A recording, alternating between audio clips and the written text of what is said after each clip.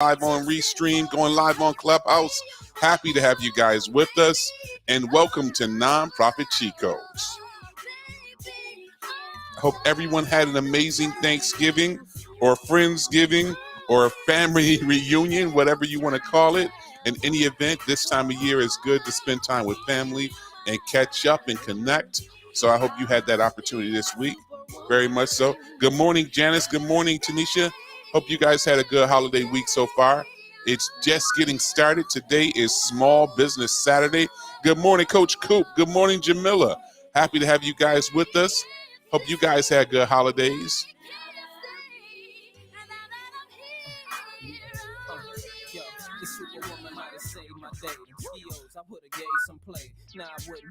Good morning, Shantia. Tina, I'm sorry. Good morning. Lisa, how was your holiday?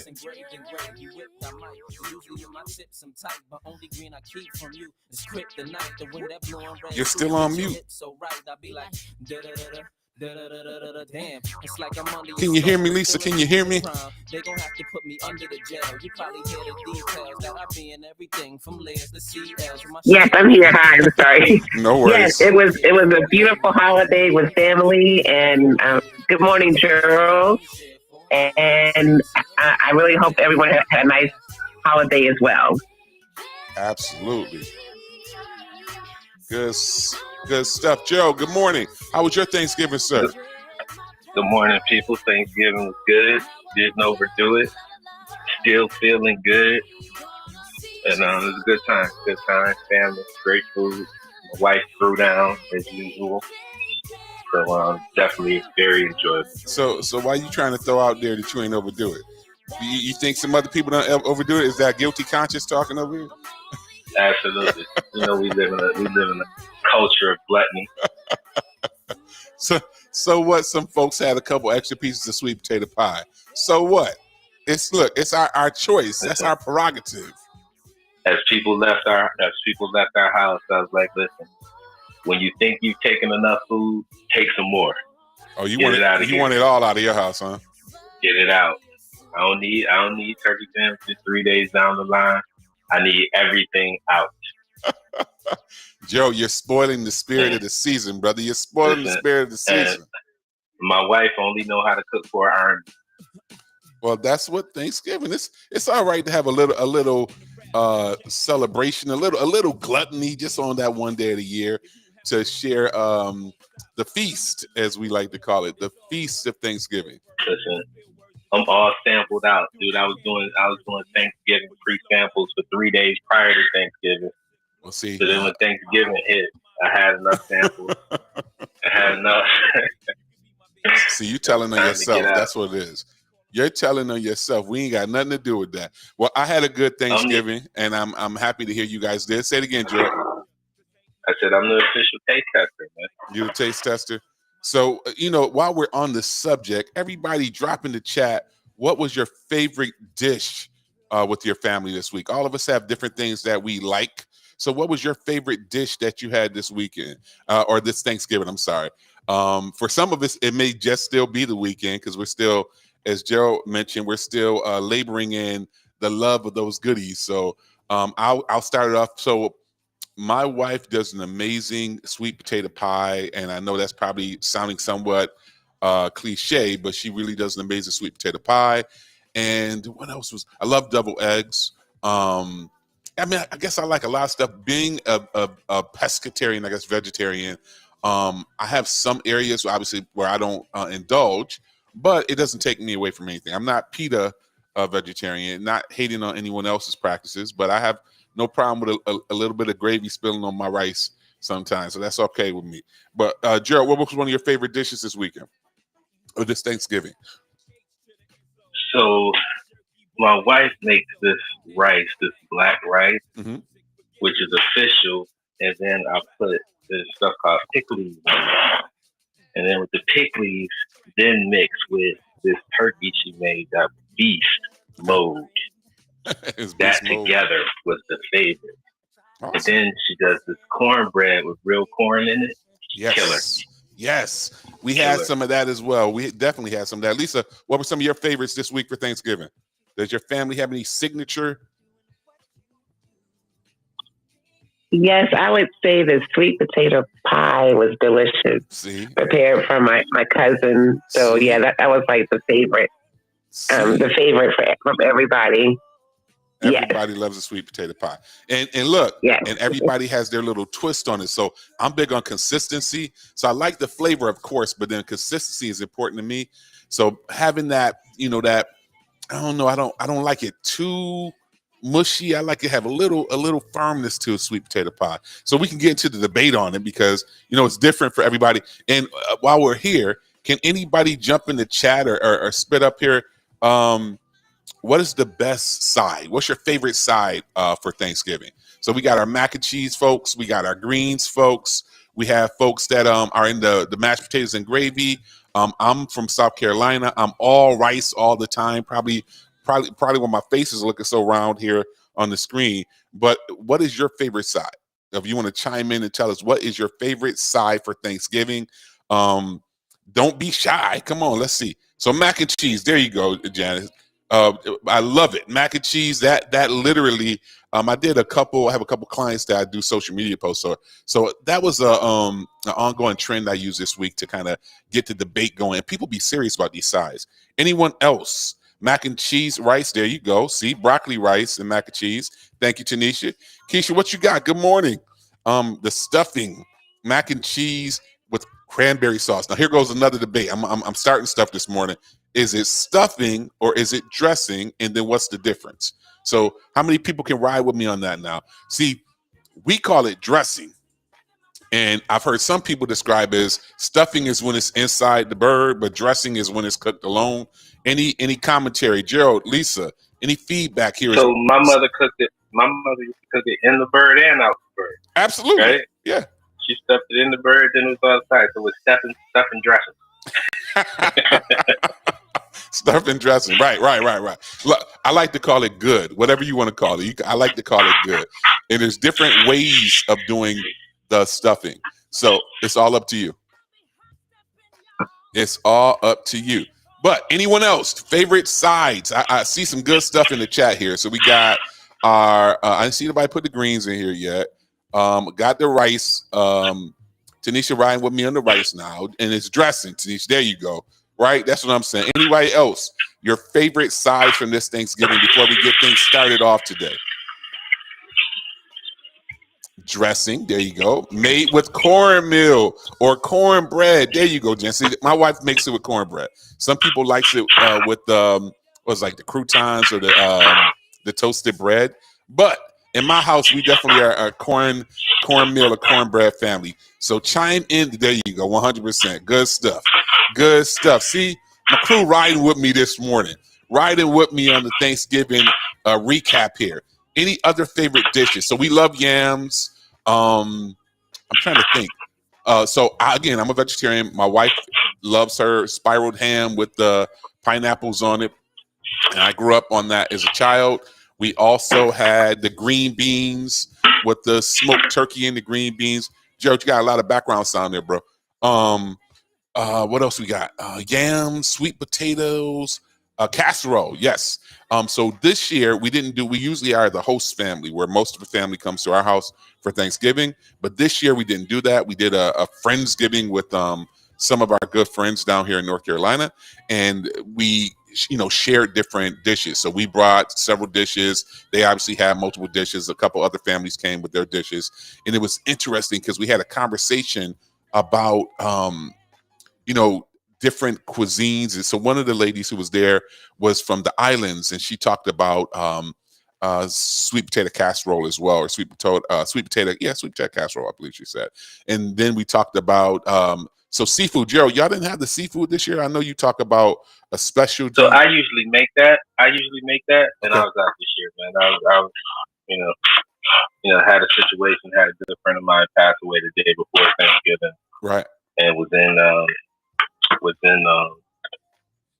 basically on life support for the last week. So I just kind of wasn't in that spirit of making it, but I'm gonna make it for Christmas. Look, don't just come out and get all the empathy on me before I get that. I was just about to jump on your case about cheating on the fish, but with all due respect and condolences, sorry for your loss, my brother. Very much so, and know this person as well. Really, really, really great young. I say young, I consider us young still. A great brother who is really a community servant himself, and do want to give that acknowledgement and kudos to the work he did, and condolences to his family. So definitely want to shout that out. Good stuff. With that being said, I'm sorry, Joe, you threw me off my focus there, brother. But I did definitely want to acknowledge that. Before we switch it up a little bit, we're going to do a quick wins of the week. Any wins of the week besides our Thanksgiving? I know this was a short week for a lot of us. Today, we're only going to do 1 hour just because I know folks are doing business this week. Some people are shopping. Some people have family time this week. So we're only going to do a 1 hour broadcast today. But before we jump all the way in there, are there any wins of the week? Good win of the week when you get those random donations. So got a random donation of like $1,000 just randomly through PayPal. Awesome. I don't even know who donated it, but we'll take it. Good stuff. How are you going to acknowledge them? I don't know. They don't want to be acknowledged, so it's just totally anonymous, and yeah, but all good. I'll give them a shout out. I'm giving them a shout out here. They probably hear it. They might be here right now. Shout out to y'all for that $1,000 donation. It's going to a good cause. It's going to get work done with it. Absolutely. Lisa, any wins of the week for you this week? Yeah, I would say it was a planning week. I'm still planning for 2024. And I met with someone who will be able to help me with doing some fundraising events next year. So that was a very productive meeting, and looking forward to next year. Good stuff. All right, good stuff. And I'll tap it in. If you guys are in the audience, please do drop in the chats, whether you're on Clubhouse or if you're on our live channels. We're streaming on YouTube Live, Facebook Live, LinkedIn Live, and X Live. So if you are out there in the chat sphere, please do chime in and drop in there. And I'm going over to Dina. I just seen you online. I'm sorry over here. I was looking at the Clubhouse screen. So Dina dropped in the oxtails. How could I not mention the oxtails? For some folks, that is a must-have. So absolutely good to hear that. So as far as my wins of the week, I had a short week as well. I took yesterday, surprising. I just took yesterday, and I didn't really move yesterday. I think I went from getting dressed. I'm not even getting dressed. I got a sweatsuit on, showered, and came to my desk for a little while. And my wife and I watched a holiday movie last night. It was I forgot the name of it. It's a new movie with Brandy, a holiday movie on Netflix, and it was really nice. It was well written. I liked the theme of it a lot, so you should check that out, and I'll find the name for you momentarily. But it was a slow day, slower than I can remember in a long time. I haven't really done nothing in a long time, so it kind of felt good to do nothing. Nothing that I had to be required to do, let's say that.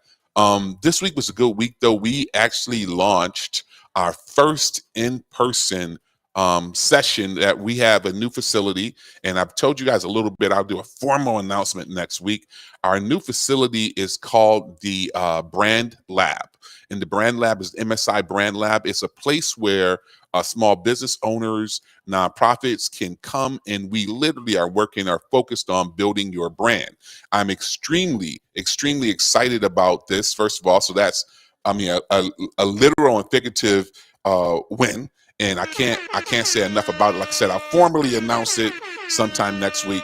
But why this is a big deal is because for the last 25 years, for 20 years preceding the last 4, I've always had a physical facility. And that for me has always been a blessing. I love having my own space to be able to create the environment for my customers and clients that I want to create. And for the last 4 years, as we relocated from Western New York to Raleigh, North Carolina, I haven't had my own space. And that hasn't really been a big deal because everything has been virtual. But as we kind of see the pandemic subsiding and coming down to a new sense of normalcy for us, or coming back to some sense of normalcy, having my own space has really been something I've been really yearning for, really focused to have that. And it's been a bear this last year, finding space. One, from people charging literally, in some cases, $70 a square foot, which is unthinkable. As you hear about the housing market, with the commercial market has been crazy as well. So long story short, found the right space after looking at a lot of duds, and we have spent the last 3 weeks of really getting things up to par and ready to move. So we're not totally done, but we're done to do business. We're done enough to launch and do business. So next week, we've already opened, but next week we'll try to really start a full launch. Our space is called, as I said, the MSI Brand Labs. And the 3 things we're focusing on is capture, coaching and consulting, and classroom. So we'll actually be having classes. And we launched our first formal class that'll be conducted on the 6th of December, and it'll be in person. And I'm so excited about that because we have not done in person. I have not done almost anything in person besides some speaking engagements over the last year. So really excited to do this. And our first in-person cohort is a complimentary cohort that I launched just to kind of get people to get a feel for what we offer. And I'm going to do a second complimentary one in about 2 weeks. But this one is literally about really assessing where your brand is at and what that means and where you're going. And eventually, and I'm dragging out a little bit because the positive is we're setting it up so we can live stream. So we'll have in-person and live stream classes starting probably at the beginning of the year. But that is literally my win of the week. Really excited about that.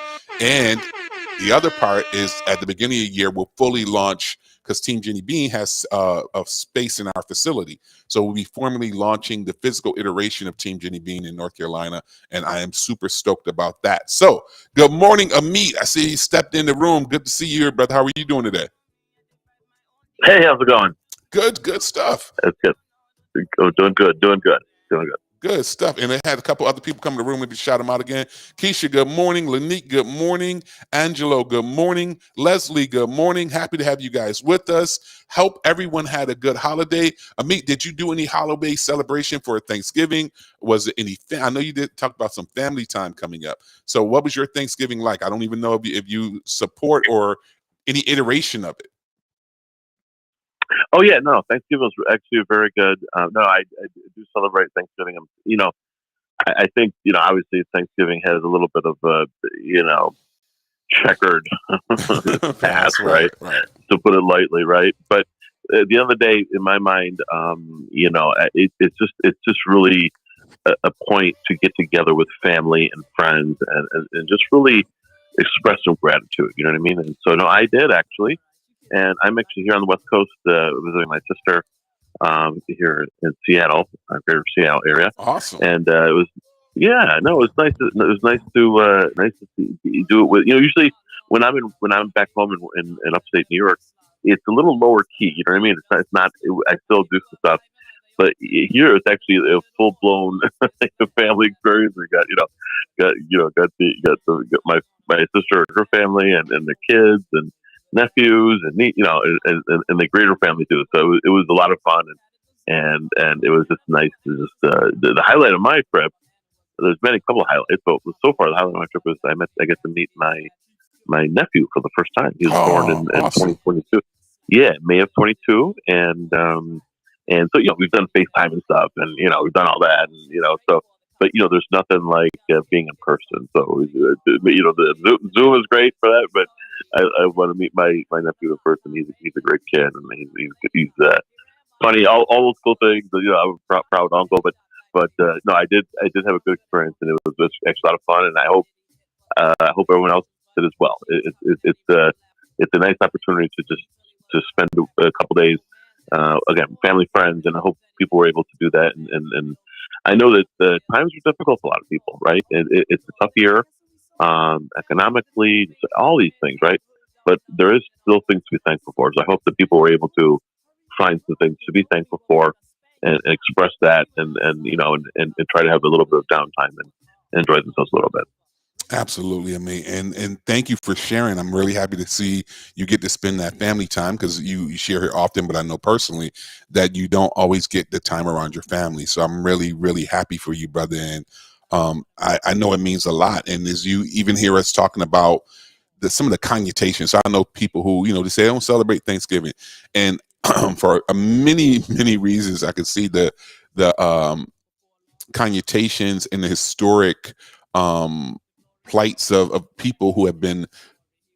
It's a long sorted list, but I can understand a lot of the background of what we look at when we think of the pilgrims or the colonizers, and I totally embrace that. That is unacceptable. But I don't look at it in that regard. For me personally, for me, it really is a time for family, and I used the term earlier, family reunion. It's a time to catch up or even slow down and spend time with family that you don't necessarily get to see all year. So I think that is important. And whatever you want to call it, you can call it just getting together with family. For instance, the family that we shared our Thanksgiving time with or holiday time with this week, they don't celebrate Thanksgiving. So they call it a Friendsgiving.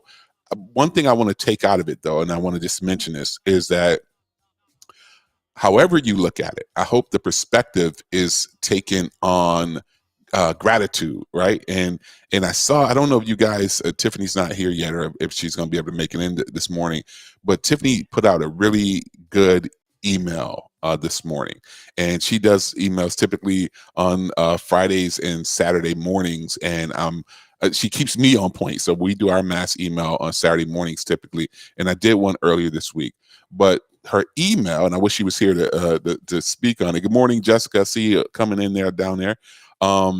Was about having some setbacks, but not letting the adversity stop you from moving forward. So I was reading her email, and it was talking about how this last week she had her television broadcast, and that was something she was very much looking forward to, and I was really excited, and I hope you guys got to see it. And even better than that, I hope you will go to our channels, whether it be our Facebook user group or to Tiffany Boss in the Budget, to her pages, and reshare that content, because I think we have a lot more power than we sometimes give ourselves credit for. Well, something she said in it was that before she had television appearance, she was really literally bedridden. She wasn't feeling good at all, and at one point didn't feel like she was going to be able to make it to do the television appearance, but she pushed through and was able to find her wherewithal to get it done. And I'm going to use that to piggyback off a little bit, because I had a setback this week as well, and I want to share it because I wasn't going to say anything about it, and then I thought about it. What is this about? What is this room about? What is this space about? It's about us helping each other build, share, and grow and learn. And for this reason, I'm going to share a setback I had this week. I had Monday, ironically, I had a appointment with my eye doctor, and if you've been in this space anytime in the last year, you've heard me talk about the saga of my vision has been sorted, to say the least, in up and down a roller coaster ride. So on Monday, I had a procedure. It was just supposed to be a steroid injection, and hopefully you never will ever know what this feels like, because it's pretty horrible. But I try to have a little bit of lightheartedness to it, to not be burdened. So I was supposed to get a steroid injection in my eye, which is crazy enough to think of getting a shot in your eye this week. And I got they prepped me up, they numb you, they give you the gel and the drops and all these things to numb you. And then when you numb, they give you a shot of lidocaine that's further supposed to really make you super numb in the eye before they give you this injection. Now, this particular injection goes in the eye. I've had the injections that are right on the surface or right in the eyelid, under the eyelid, but this one goes in the eye. So as I'm getting this injection, give you a little context, I had a torn retina about 1.5 years ago. The torn retina led to a premature, extreme cataract that I literally couldn't see, the front of my face and my left eye. I couldn't see any details for the last year preceding this cataract extraction. I had a cataract extraction in June, and that made things reasonably better. Not perfect by a long shot, but much better than the year before. So I was probably of 100% is the norm. I was probably at about 60% after the cataract extraction. So it was definitely some improvement. So I get this this injection of a steroid that's supposed to make things better. The reason was because I was trying to get in that 80% range, and there was still some swelling on the inside of my eye. And as I get the shot, everything goes blurry immediately. And I'm assuming that it's just the medicine, and the medicine is administered. And if you've ever had it, and again, I hope you never have to have it, But when you get the shot in the eye, you can see the medicine. You can literally see the medicine in your eye. It's kind of crazy. It's like a shadow of solution you can see in your eye for a temporary time. And I thought that was what was going on. So this was 10 in the morning, and I'll say this and wrap this up. I don't want to take too much of our time, a short time today. But about 3 after I got home, I'm noticing, nothing's getting better. So long story short, I had this shot, and it caused the inside of my eye to collapse. So I know you're like, wow, Mike, that's a lot to share here, but I'm sharing it to you for a reason. Because literally, if your eye is like inflated, right? So if you ever had any eye exam and you talk about air pressure or eye pressure, my eye pressure was 2 and has been 2 since this procedure, meaning that basically 12, typically normal for most people, is like a fully inflated basketball. So 2 is like a basketball that has almost no air in it. And that's exactly what happened to my eye.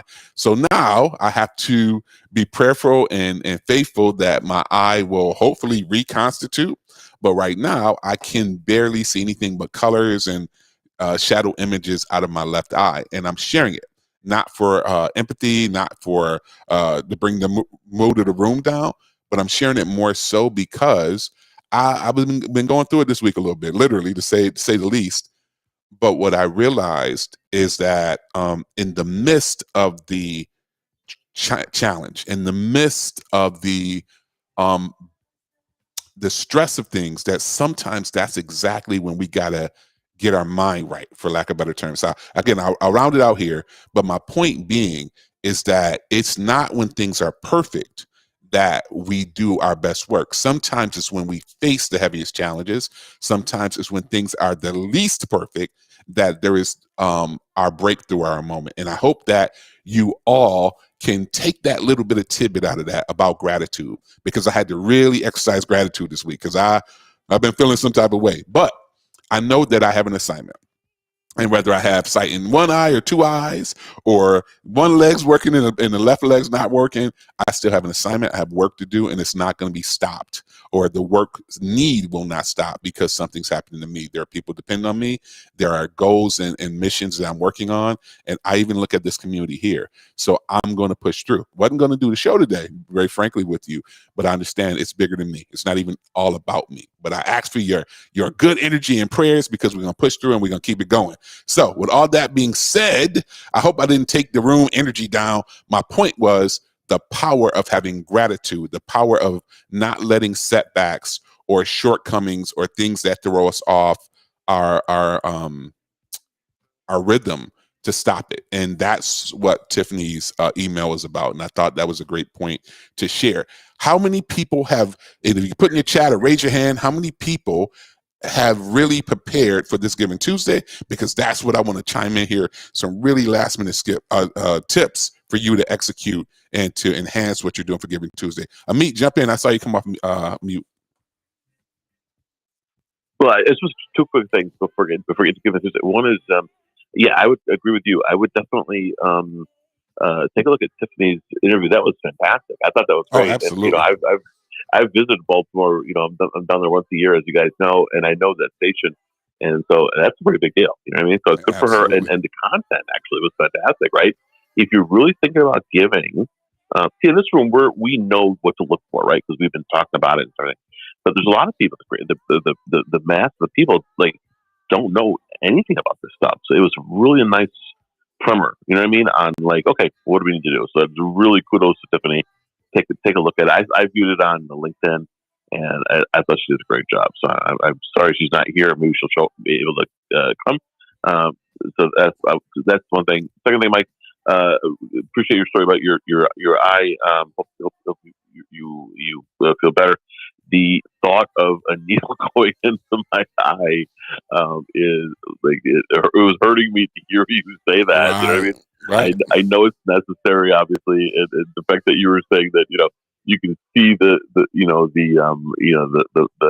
shot, the medicine.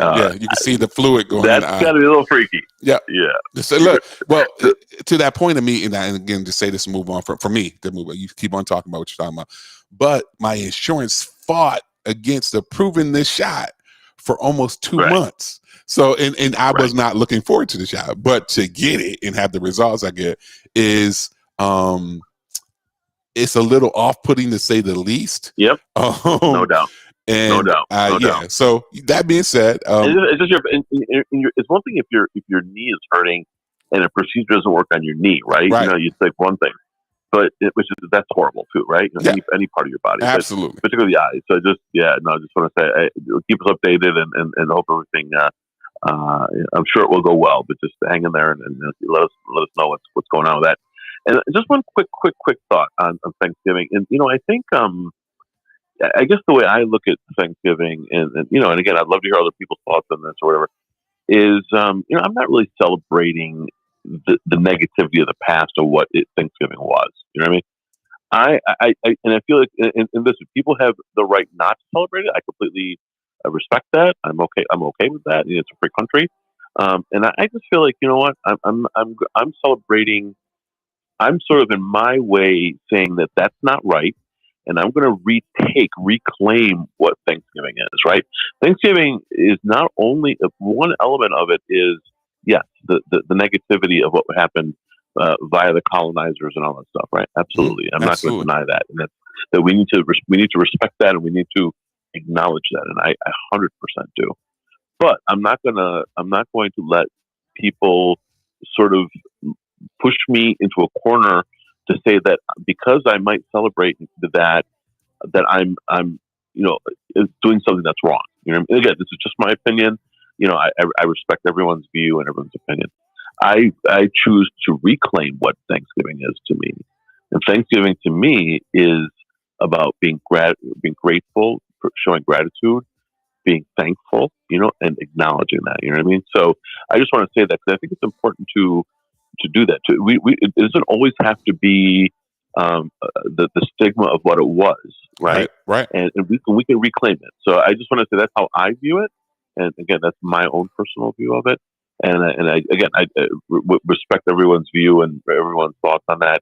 And I just don't want to fall into the I'm not going to celebrate it because of what happened 400 years ago.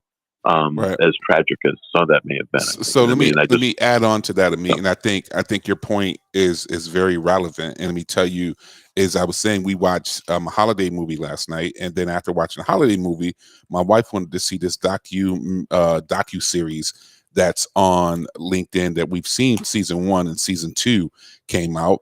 And if you haven't, I highly, highly, highly recommend that you do see it. It's free. It's on Netflix if you have a Netflix account. Most of us do. And it's called High in the Hog. And I'm going to touch point on the point you're making about how you choose to celebrate and how you choose to take ownership of that gratitude part of Thanksgiving. So High in the Hog is basically a docuseries on LinkedIn and hopefully if you guys have not seen it, I want you to go see it. If you have seen it, then you'll know what I'm talking about. But High in the Hog is a docuseries on LinkedIn, but it talks about the impact of the diaspora of Black people specifically on cuisine. And this new series is about how it transformed America, the impact of African Americans on American cuisine that is literally undeniable. And one of the things he does an interview, and he comes to, I believe it's North Carolina, and he's talking to a farmer in North Carolina who owns a plantation, I believe. And I'll say this, and I'll ask you guys to chime in and give your opinions. And he owns a plantation, and he talks about some of the inequities of sharecropping.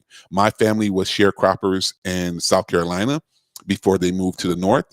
It's a legacy of sharecropping in my family. And if you have had that in your family, then you may know a little bit of what I'm talking about. But one thing he mentioned that I didn't know some of is that when you sharecrop, the arrangement was typically 50-50. The landowner who owned the farm that you were working or the family was working would take 50% of the profits, and then the family would take 50% of the profits. But if you didn't own, which tremendous amount of people did not own the equipment, the tools, some of the things that were necessary to farm, they rented them from the landowner. Okay, and you can see where this goes. And he said that in many cases, if not most cases, it was more like 1/3 to 2/3. So imagine a family working a farm for a whole year, and all of their labors, they were able to get 1/3 of the profit. That's a scary equation by any measure. But then some of the other biases. So it could be very much less than. I know with my father's father that it was much less than 1/3 that they were able to retain from the work of their sharecropping. But one of the thing he said that I want to mention here, I would definitely love your feedback, was that it is something that I experienced coming to North Carolina from Rochester, New York. Plantation, everything, I won't say everything, but many things are named plantation. And it's kind of off-putting coming from the north. Like, what they calling that plantation for? Why we got Plantation Road and Plantation Circle and Plantation Alley and Plantation Mall? It kind of rubbed me the wrong way a little bit. And something that the gentleman said last night, which really got my full attention, was that there is no way, shape, or form that African Americans should let the word plantation be taken as hostage. We defined the plantation. He said that we have a legacy of building the plantation. He said when he talks about plantation, he says it with a form of pride because he knows his and our ancestors were the driving force of making the plantation work. Whether it had been enslaved or as sharecroppers, the plantation was the legacy of the work they did to build the country. And I just want to know any different perspectives. Gerald, Lisa, meet any different ideas to our audience today. How do you feel about that? And some of these terms that we've been taught to be ashamed of in some regards, or we've been impacted that word has a connotation that I don't like, but we have to, in some ways, take the word power of the word. Gerald, Lisa, Amit? Well, I think you can look at this a couple ways, right? So how you said the guy from the docuseries sees it as is powerful, but you also have to look at it from the other side, where they're also looking at it as remember what it used to be. Remember, it could go back to being this, right? So they are also becoming empowered by this to say, hey, there's an opportunity that we can get back to this. And that's not all people, but, from both sides can be looking at this from an empowering standpoint, right? So if I'm a old white guy, I could be raising my grandson, driving through these places, plantation this, plantation that, we own this, and this is how we grew, right? So there's, from both sides of this, there's a story to be told, and it's just how people are socialized within that story. But from the docuseries perspective, it is very much true. It is very much true.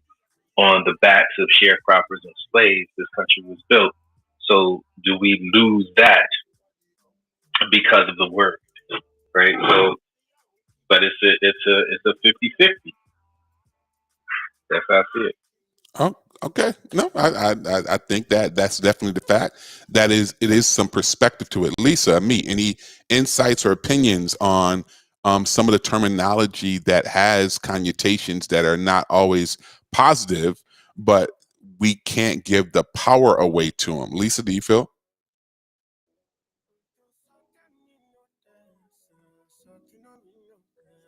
And Lisa, you're still on silent. Yep, you're off silent, Lisa. But I can't hear you still. Okay, I'm not sure if Lisa's having some technical difficulties.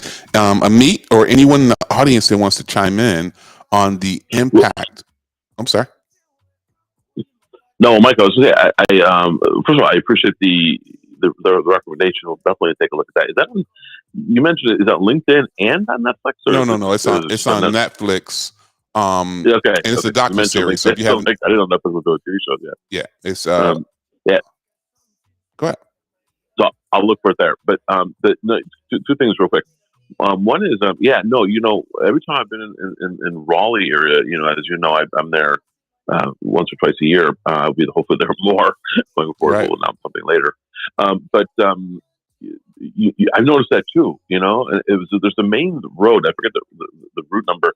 You're right. I would see that, and it would be just like sort of like cringe a little bit, like Right.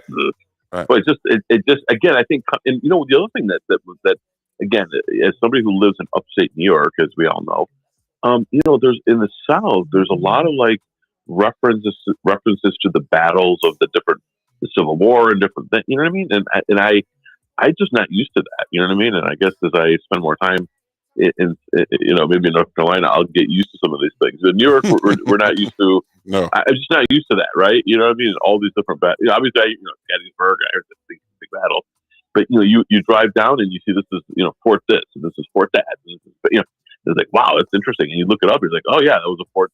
Anyway, so I agree with you, and I think the story that you mentioned again is tragic as well, and I don't really have any good answer for it. I think it's how we acknowledge it. The only thing I can say in general, and again, in addition to Thanksgiving, it's the Native American Indians as well, and all that stuff. The only thing I can offer to the group is that I think it's important to just understand what it meant. I think just understand what things were in the past and have an understanding of that, and acknowledging the pain, but also acknowledging that as you said, that gentleman indicated that there is also a reason to be prideful of that as well. You know what I mean?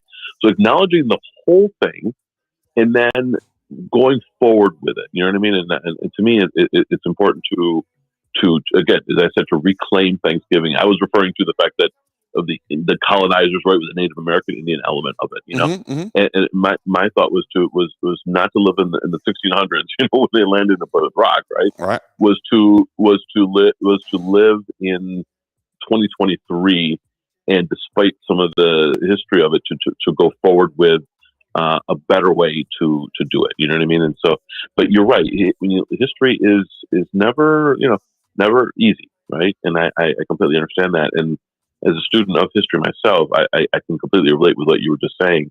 And so I don't have anything more than that I can offer, but I encourage people to understand history, learn it, and apply it in a modern way, hopefully, you know what I mean, by acknowledging the past and looking forward to the future. Absolutely. So, Tiffany, good morning. Welcome to the room. Happy to have you here as always.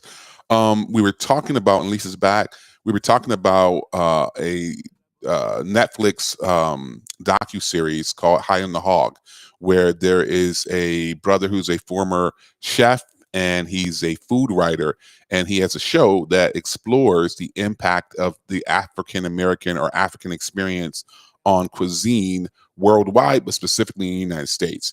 And I was speaking to the point that there was a gentleman he interviewed in one of the episodes last night. We watched the full series.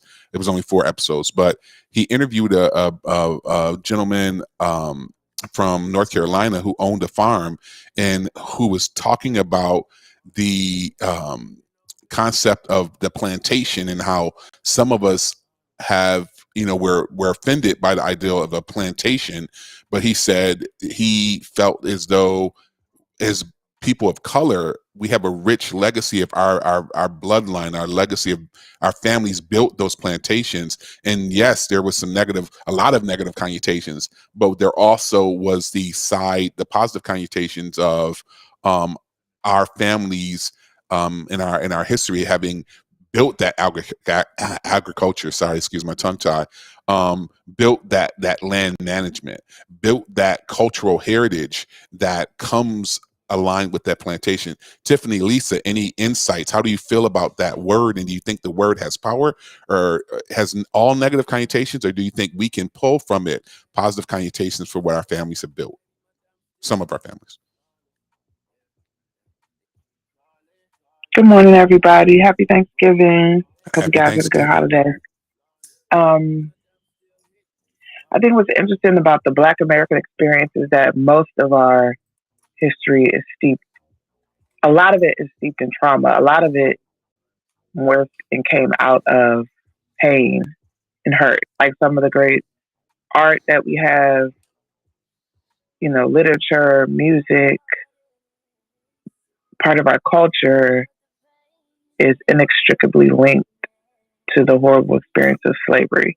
So his perspective is really interesting because on one hand, you could say, why do we have to associate all of our history with that one moment? Because Right. there's really just one moment. Our history is not Right. everything. Right. But that's what we've had to do. That's how we are. Like, we just flip everything and make it positive because we had to. So I think it's interesting. I never really thought about the use of, the word plantation.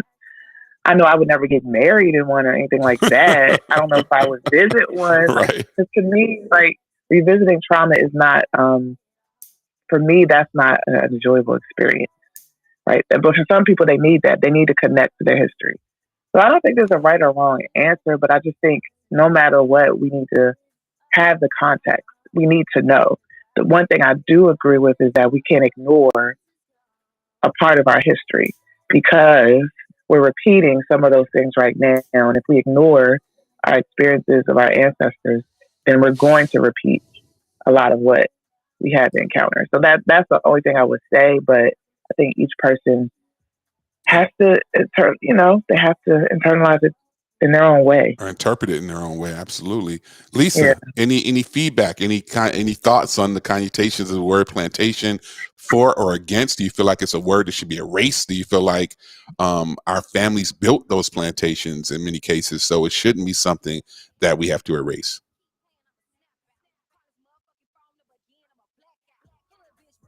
Well, you still mute, Lisa. I'm not sure what's wrong with the sound. Clubhouse trying to stop us from being great. Lisa, I'm not sure. You could even come in on one of those other channels, the links I sent, and I could bring you on the stream. I don't know if you're ready for streaming this morning, but I can bring you in that way as well. So come back in, Lisa, when you can, or try again, because I definitely want your feedback. Go ahead, Gerald. Yeah, I wanted to add back to this, right? So my mother actually picked cotton on a sharecropping plantation. Mm-hmm. So this was something that she never talked about. I actually learned about this from my aunt and one of my mother's close friends. Actually, when I moved to Maryland, there was a woman here who randomly I get a chance to meet because her daughter was actually working at a daycare center, and she was working with my daughters. So one day she randomly asked me, "Is your mother named Carolyn?" And I said, "Yes." And she said, "My mom asked me to ask you if your mother name was Carolyn." So I go meet this woman, and she was one of my mother's friends growing up in South Carolina. She told me, she said, "Yeah, your mother used to pick cotton and blah, blah, blah, blah, blah." So then I went back and asked my aunt, and she was like, "Yes." She was like your mom. She was like, "I don't make it without your mom because I wasn't good at it. And your mom would have to not only pick her share, but would pick my share." Right? So that level, like when Tiffany says, a lot of what happens to us is steeped in trauma. Like my mother never mentioned this, period. Like my father is also from Deep South. My father's from Georgia. My mother's from South Carolina. They never talked about them growing up in the South and the Jim Crow South and what that meant. They never talked about it. So, what's your take on it, though? I mean, I understand experience. I'm very familiar because both sides of my families was sharecroppers. So I think that they didn't want to put that trauma on their children. Okay. Right? I don't think they saw it as something that would make us stronger, depending on who your children become, right? I personally believe that would have been something that would have made me stronger, right? Because of who I am, right, as a person. But maybe not for my sisters, right? But they never talked about it at all, and I never got a chance to ask them why. And well, let me use I'll take the baton, so per se, on that. So both, as I said, both sides of my family, my mother's side and my father's side, both sharecroppers. So I'm like literally 1-2 generations off from sharecropping. My mother's father and mother, my grandparents who raised me, both picked cotton and tobacco, and and both were sharecroppers when they were in their 20s. And my father's mother and father both were sharecroppers. So I can I can hear the stories of my father not having shoes to wear, for a part of the year because he only got hand-me-downs. So I remember him telling me he never got his own shoes till he was 8 years old. And they were mandated to work in the field by their father. So when kids were starting school in September, they were not allowed to start school until November when the harvest was done or the crops were done. That's when they got to go to school. My dad's story. Same story? Sorry, I just wanted to say that's the same story. Absolutely. My father would tell me he couldn't start school because he was always injured because of what they were doing because they did tobacco. But yeah, sorry to interrupt. No, it's so crazy how similar the story is. And that's why I'm kind of bringing it up. One, because I thought this was intriguing last night, the show, and I really would advise you. First of all, I'm a former sociology major, so I study people, and I think it's intriguing. But food is such a tremendous way that we define ourselves. We tell our stories through food. We empower ourselves through food, and it's the reason why I brought it up as it relates to Thanksgiving just happening and the entrepreneurial part of our culture. And I mention it because, as you heard me say, my father, he would say how when the buses would drive by in the mornings, that they would hide their heads down in the fields because they didn't want the other kids to pick at them and taunt them because they weren't able to go to school. Because they had to pick crops, and just the ideal that you couldn't go to school because you had to work the farm. And my grandfather wasn't necessarily the most, I'm trying to think the most politically correct way to say it. He wasn't the most ethical business person. So as they're doing this work, my grandfather wasn't necessarily taking care of his family the way he should have. And I mention it specifically because of the story. Again, you're sharecropping, you're getting a fraction of the dollar that you bring in. You get all of the money back from the work you do, and you have to hand over 75% of the money to the person who owns the land, which could be as an extension of the ideal of being enslaved. But this is what the gentleman said in the documentary, and I do think it's relevant, is that we built the land. We understood how to farm and how to grow crops in the land. Our families had a legacy of understanding agriculture in a way that obviously was identified by oppressors, and therefore we were used as free labor. And it's no positive to that. But the pride in saying my family built that, and I'm not going to give you ownership to that. I'm not going to let you take away the pride in knowing that, even from a sharecropper, that's the land that my family built a legacy on. And I think that's the ideal. And I say it specifically now living here in North Carolina because I've encountered it multiple times, that there are people that I've met, many, many people actually, who I got my northern state of mind, I got my New York frame of mind, if they would say, about how I see the world. But I've had to also adjust that New York frame of mind. Matter of fact, as I said 2 weeks ago, I was on a farm, a Black-owned farm, and let you know that he was extremely proud of the work he was doing, as rightfully he should be. And that was a plantation. Make no buts about it. But what he's doing with the plantation in 2023 couldn't have been done if it wasn't the legacy of our families and our people building that land, tilling that land, growing and harvesting from that land. So that's the ideal that I submit to you when we think about the whole concept. Make no buts about it. The atrocity. I'll go as far as say the genocide of slavery, period. Right. But we also have to take back our ownership and say, yeah, but my grandparents' blood is in that soil. Right. And I don't forfeit it that they did what they did to make it possible for me to live in Western New York, to make it possible that I never had to till a farm, to make it possible for me to be able to do these things that I've been able to do would have not been established, would have not been an option if they hadn't done that work before me. So I don't know how you guys feel about it. Please chime in. I'm not trying to suppose my opinion. I'm just saying I do, and I have evolved to say, no, like it's Falls of Noose. We got a road down here called Falls of Noose. And that don't sit right with me, right? But I'm not also, and I don't think it is necessarily a positive thing to call a false news. I haven't done research on it, but I think we have to take ownership sometimes of words, and that is something called word power. And it's some people feel different ways about it, but sometimes we take the power back from a word by using it in common speech. That's the ideal of word power. We sometimes give words too much power when we make them so taboo that they can't be even expressed, and I think that's some of the concept where we hear this dampening or hiding that they're trying to do across the country with our history and history books. And you can't learn about certain things because they may be unsettling for some people. Well, the truth is the truth. No matter how you tell it, it's still the truth. But if there's no input or anybody has anything to chime in on that, I will definitely switch gears a little bit. Tiffany, I got some ideals here, and I asked you because I know that you've been talking a lot about it, and I want to give some really 5, because the ideal today, we're going to do a shorter than normal, but I got 5 ideals that I want to spread, and I want feedback, or if you guys can chime in on 5 of the best practices, these last minute tips. I don't believe it's too late. I don't believe it's too late until after the fact Wednesday next week.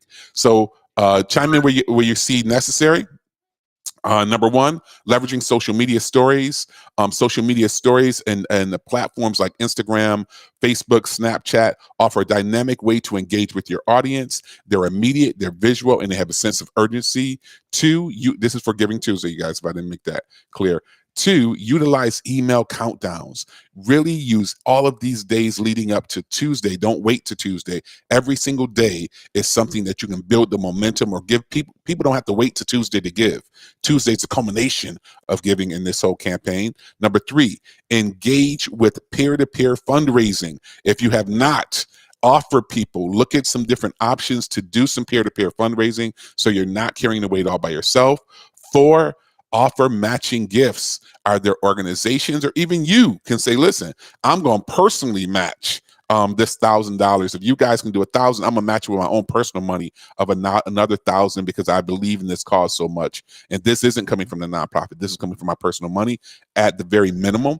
And number 5, create a sense of community. Small nonprofits have the unique ability to create close-knit communities of supporters. You already have them. They may be your family, they may be your friends, they may be your coworkers. Leverage that sense of community and expand your territory. Tiff, I asked you specifically, any feedback there or any added value to those 5 tips? I know that's just my little take on it. Are there any other tips that people can engage as we got these last 3 days to Giving Tuesday?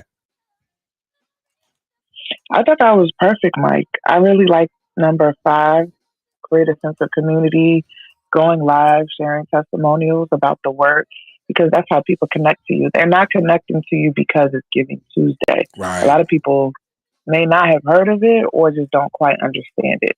That's not why they're connecting with you. They're connecting with you because they see that you're doing something that they may not have known about, or they see that you're doing something that matters to them. So make that the center of anything that you do. And just remember, because some people feel like really defeated, just remember it's the kickoff of the giving season. Don't forget that. It is not just, okay, Giving Tuesday is over, I missed my chance. It's the kickoff. Right. So you have all of December. December actually is the best time of the year to ask. Absolutely. So you have time, and the last 3 days of the year are typically the best, what the days that nonprofits make the most money. So it's not too late. It's the kickoff, right, Tiff? It's the kickoff. This is an opportunity to launch and spark that wick, right? It's an opportunity to get the ball rolling. So just like Black Friday was, quote unquote, yesterday was the official, people are going to be spending money, as you know, all the way up into December 28th. It's not going to stop, in other words. But what are you doing to tap into that stream of funds and that stream of generosity? If you look at my my email for Nonprofit Cheat Codes this week, I give a little blog entry to really tap into that wave. I always say, from a marketing standpoint, the best campaigns are the campaigns where you're riding a wave of something that already exists. You don't have to reinvent the wheel. It's already millions and millions of dollars being spent on this campaign. Why can't you just tap into, I know you can, I'm just saying it figuratively, tap into the stream and get your part of the gift, if you will, so that you're gaining for your, and again, as you heard me say a lot, It's not all about you. This is not about getting your hair done. This is not about getting your car fixed. It's not about any of that. This money is the mission to help you do the work for the communities you serve. And the work won't wait. I can't say it enough. The work ain't going to wait because my eye was jacked up this week. The work ain't going to wait because Tiffany talked about vertigo last week. The work is not going to wait because of whatever issue, and I'm not trying to be facetious or even funny. I'm saying literally, the work won't wait because Gerald lost a great friend last week. The work is not waiting no matter what the circumstance that comes up to face you. It's not going to stop. You have to make an impact, and you got to do it now. It's not going to wait on this, you guys. So who, where, how can you tap into it? Jessica, good morning and welcome to Nonprofit Cheat Codes. Good morning, family. Good Cheat Code morning. crew. Good to see you. Happy Thanksgiving. Happy Thanksgiving. This is great. This has been a really great conversation and good tips to keep in mind. It's not, I would even add the newsletter, because you mentioned Tiff's newsletter was super impactful and people still read emails. So it doesn't, I think people get hung up on it being a perfect Giving Tuesday GoFundMe campaign, but there's so many different ways, like you shared with the post, to bring awareness, and most importantly, like using your voice and your perspective of things is what relates to your community. And Tiff talks about that all the time on her channel. So, right. Yeah, it's true. This is it's like the beginning of the World Series. Like Giving Tuesday is just the start. I love that analogy. And yep, it's game one. Game one. Yeah, the series exactly. isn't over because of game one. However, game one goes or doesn't go, it still has to push through. Jessica, really good insights there. And I'm saying it to you because I think you made a perfect point I want to tap into. Perfect. Mm-hmm. It doesn't have to be perfect. And because you're not perfect, where none of us are perfect, even the person or people that you think are doing the most fabulous job of it are far from perfect. And you got to start somewhere, right? You can always improve. When I think about Lisa and I think about the live last year or the year before last you did, right? Lisa, Gerald did a live, mm-hmm. a 12-hour live where he did fundraising. Well, they've learned to improve on it. Some of the things they did the first time, they're going to tweak. So whatever the results are, let them be that. But you still have something to do because the people you support don't necessarily have the privilege or opportunity to wait till next time, right? There are people who are hungry today, and they're going to be hungry if we don't do the work we got to do. And that's why I push back to say, perfect is the enemy of progression or progress. You really have to push through even when it doesn't feel perfect. And I just mentioned a couple challenges. Sometimes we take a challenge and that makes us throw in the towel. It's over. Or sometimes you take a challenge and you say, you know what? I got to find a different way. I got to look at it a different way. And that's for all of us. And that's why I shared my little story of my encounter this week, because many ways I wanted to say the hell with it. Like, first thing I started thinking, I got to find me a lawyer. And I still may, but I can't stop doing the work. I have too much at stake to stop. And this is what I'm saying with the nonprofit angle. There are too many things at stake. There are too many people in need for us to give up because something's not perfect or something didn't work the first time. We got to jump back in there. We got to get back on the grind. And I want to also acknowledge some great campaigns I've seen. Keisha is in the audience. Keisha Carter, her nonprofit, Serenity, Courage, and Wisdom, saw great campaigns this week. Jamila's in the audience. I saw amazing campaign. And I'm not saying everyone else hasn't. I just saw those specifically come up in my feeds. And I just want to let you guys know that people see you. It does make a difference. Tiffany did a campaign, not a campaign. I said campaign. Tiffany, I'm gonna make you a nonprofit. Tiffany, and we talked about the coverage last week. And Tiff, can you come on for a second? Did you get, and I don't know I know what I saw on my end, but did you get some traffic from repurposing that content this week? Because I saw a lot on my end, and I think it's some that you probably, I know for a fact, it's probably lots you didn't see because you may not be friends or connected with some of the people. Yeah, I got quite a few shares. I talked to Mike after, and he gave me some advice, great advice on how to push the feature out, and so I shared it on my personal pages and shared it in my email. And yeah, there's some people I don't know because on my email list I have no clue what they shared it. But people responded, and I'm so grateful. I haven't looked at the official analytics yet, but I did get a ton of shares and a lot of people congratulating me. So I really do appreciate it. And even my aunt found me on Instagram. I didn't even know she had an Instagram account. Wow. And she was like, "Hey, I didn't see it live, but I see it now." Right. It cracked me up. But it was just a good feeling to know that people were. Tiff, let's ask one more time. Let's practice what we preach. So what can people do with that content? Give us a little context of how people can help get the word out about the message you were sharing on your broadcast.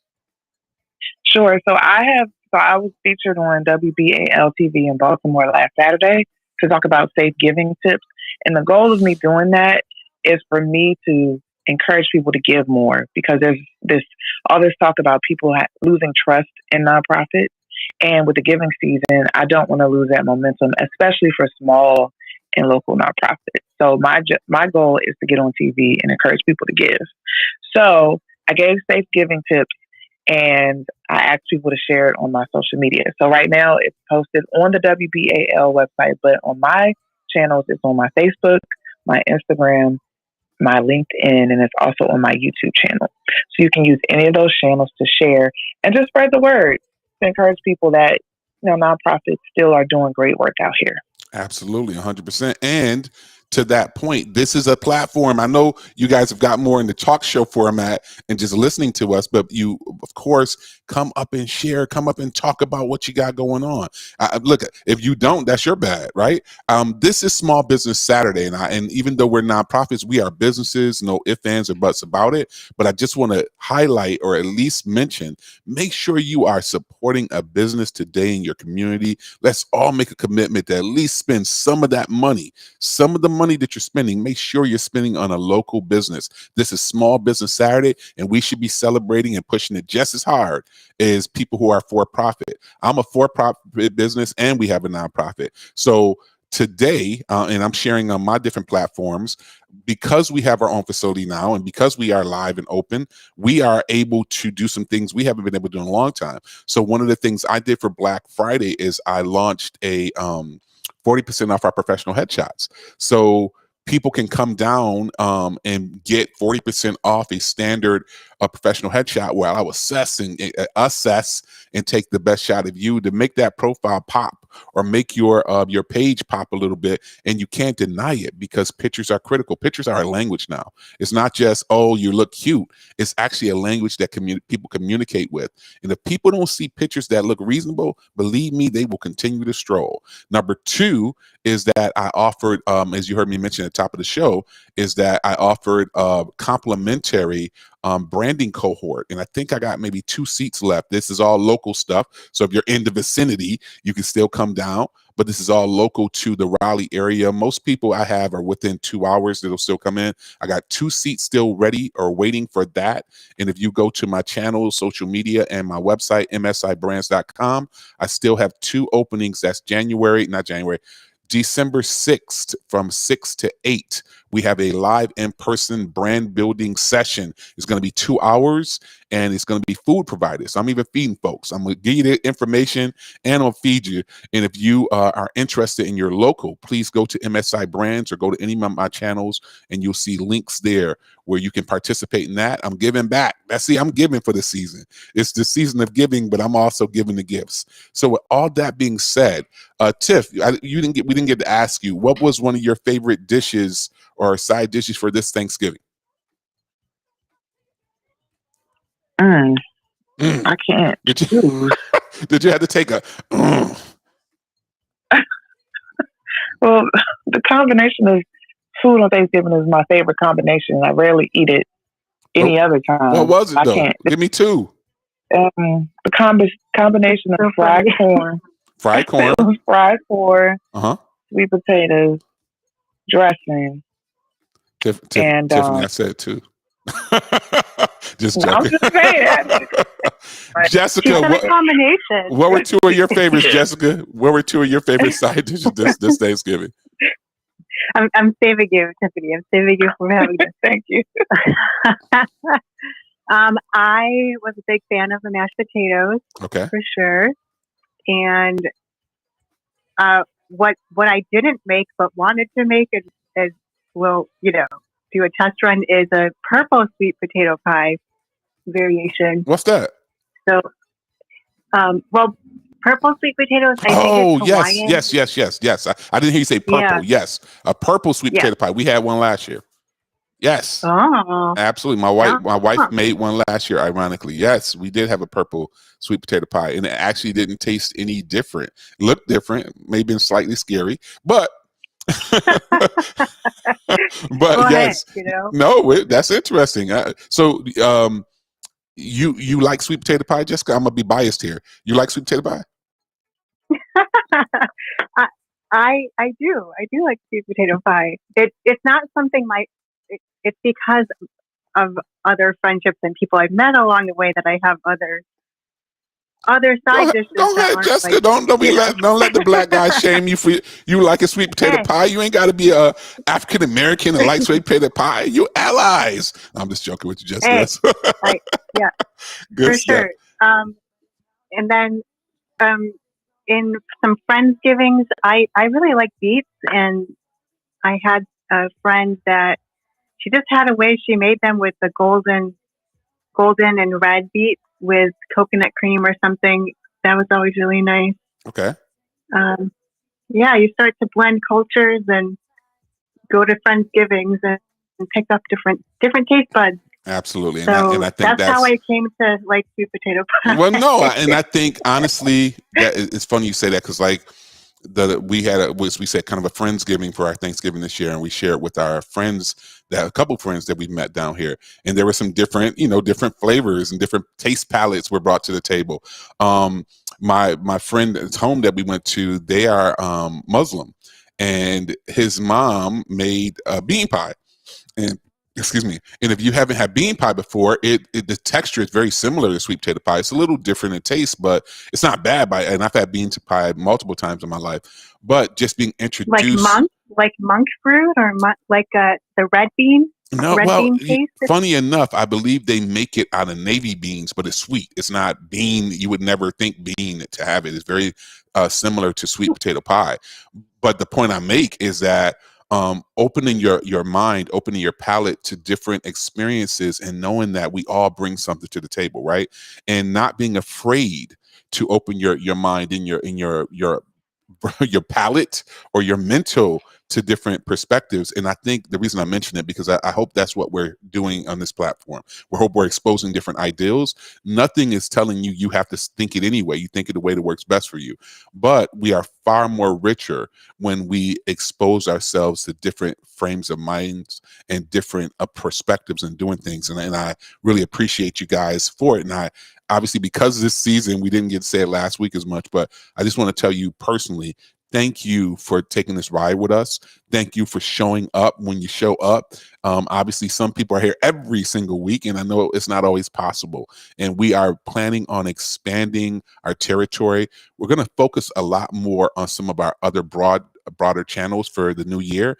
And I believe we are going to change our format to an hour, which I'm a little nervous about. You said we're running over today, and that's fine. But I mention it because as we grow and expand, I think. Sorry, I don't know where I went. No, it's no problem. It's no problem, Jessica. I was going to say thank you because I thought you were acknowledging me. I was about to say something and then went. I don't know where I went. No, it's okay. I was just making a point that we are going to be not as focused only on Clubhouse. Obviously, we're not going anywhere. I'm not abandoning Clubhouse by any measure, but I feel like some of the restrictions are becoming so restrictive that it's stopping us from formatting and doing things in that simple way. And then the other thing is we really want to formulate to get podcast episodes out of it. Now, we don't have to do it just the way everyone else does it, but I do want us to be able to get good podcasts out of this that we can share and that can be revisited. We have over, I want to say we have over like 100 I'm gonna say almost 150 episodes. And it's some great content, from the humor to the information. It's some really great content. And as we grow and expand, I'm not going anywhere with it. I think it's something that's worthwhile. And this one I've been telling you guys this for probably 6 months, but I literally got 1 or 2 lawyers that are interesting and contributing. And the one specific attorney that I've been talking to the most, she also does nonprofit formation. Really great person, great lady. And I think she will be added value, and she's very familiar with Clubhouse. So coming into the new year, we will definitely be able to bring that to the table to give you some legal touch points and some legal, I would say some legal insights from that standpoint too. And I think that's been a component that we've been wanting to have for a long time. Wait a minute, you're bringing the IRS into the group chat? not the IRS, an attorney. See, Jessica, you put words in my mouth. I'm gonna mute you. No, I said an attorney, not the IRS. Amit is our resident. Keep the IRS out the group chat panelists. So we're good on that front. That's right. Absolutely. So all that being said, you guys, just want to again thank you for this year as we come into the last month of the year. It'll be December next week, you guys. I hope that you are tapping in to this Giving Tuesday momentum. And as Tiffany said very eloquently, it's not about the one day, it's about the launch of the biggest month of giving in all of the year for most nonprofits. And just pay attention to commercials. Have you seen St. Jude's commercial influx? Have you seen the ASPCA commercial influx? It's something is going on. So I hope you're tapping into that. Any final thoughts, you guys, before we tap off for today? Gerald, you want to kick us off? Man, it's been another great show. Everybody enjoy the rest of your weekend. And again, everything that Mike said about Giving Tuesday, everything that Tiffany followed up with. I hope Tiffany got some crops left over from her garden for next year. I didn't even think about that, Gerald. That's a good one. Right. I hope Tiffany cooked up some of her own crops. Right. For Thanksgiving to Tiffany. Did you, Tiff? We got to pause for a second, Joe. Tiffany, I know you ain't do all that farming and you ain't use not one crop in the cooking. It's late, but my greens are still going, but I didn't have enough because they got eaten up by the bugs. But I do have some greens still popping. I'm coming to sharecrop me some greens from Tiffany for next year. Joe, you're wrong for that, bro. That was a good one, Joe. That was a good one. Yeah, everybody, listen, enjoy, love, laugh, and just enjoy life. Amit. Final thoughts. I agree with what Gerald just said. I'll join on with that. And listen, it's a great weekend, great time of year. Raise some money, be grateful, have some gratitude, and it's the holiday season, right? So I do want to acknowledge that people are going through difficulties, right? I don't want to forget that.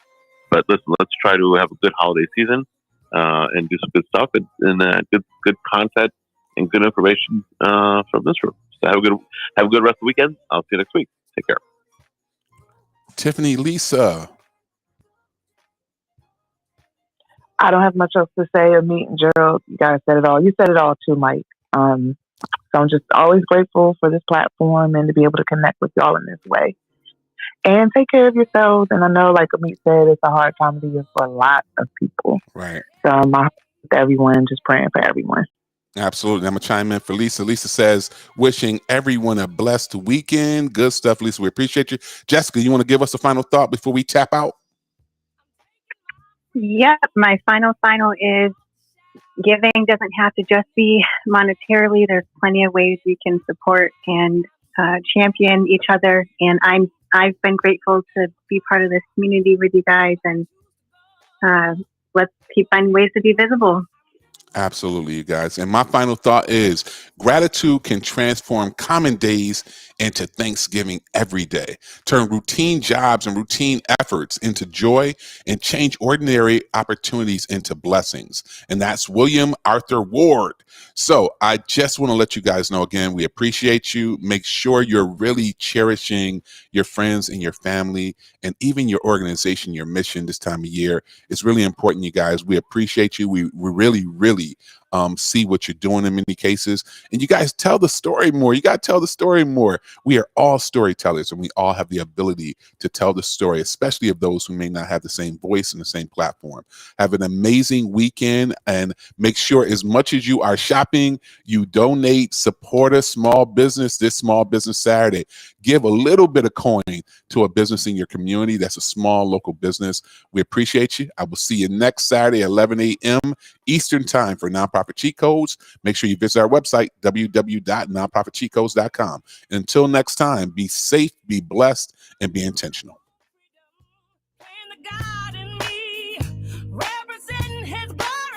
Have a good weekend. This has been a Pep Talk Club production in conjunction with MSI Communications. Opinions expressed are of individual contributors. All rights are reserved. 2021. Rebroadcast of any portion is strictly prohibited. That will conclude this evening's entertainment.